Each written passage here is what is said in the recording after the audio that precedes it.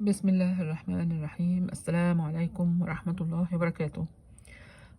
مواقف مضحكة بمناسبة ان احنا في ديسمبر، مواقف مضحكة في حوالين الكريسماس في امريكا. تاني يوم ليا هنا، احنا جينا في الكريسماس نفسه يوم 25 ديسمبر. ده بيبقى اجازات معظمه لغاية اخر السنة. فدي كانت، انا يعني معرفش، دي كانت تليفونات للتبرعات عشان يقولوا للناس اتبرعوا لجمعيات خيرية.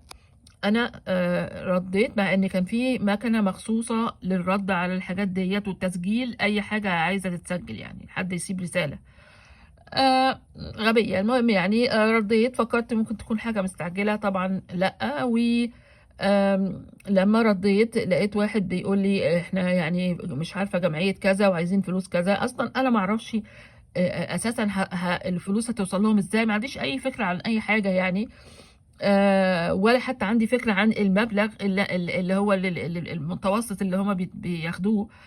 فقلت له الحقيقة. فأما قلت له الحقيقة اتجنن، قعد يتنرفز ويعمل ويزعق، واحنا كده بنتعب على الفاضي وبنحرق دمنا وكلام الفارغ. فالمهم بعد ما قفلت السكة يعني معاه، يعني قعدت اضحك، يعني انا اضحك على نفسي واضحك عليه هو كمان، لانه طبعا عرفت بعد كده انه الناس دول محدش بيرد عليهم اصلا، واذا حد رد عليهم بيقوموا يعني يقولوا لهم لا ما تزعجوناش تاني ويقفلوا السكه في وشهم. آم، يعني الانسان بيعيش ويتعلم. وهي يعني طبعا لو انا بفكر يعني دلوقتي بعد يعني داخلين على 40 سنه اهو، بفتكرها بضحك، لانه يعني ما خطرش على بالي. انا كنت مجهزه نفسي وعارفه حاجات كتيره، بس ما لا، ده ما مرش عليا عشان استعد له يعني. والحمد لله على كل حال، وكل سنه واحنا طيبين.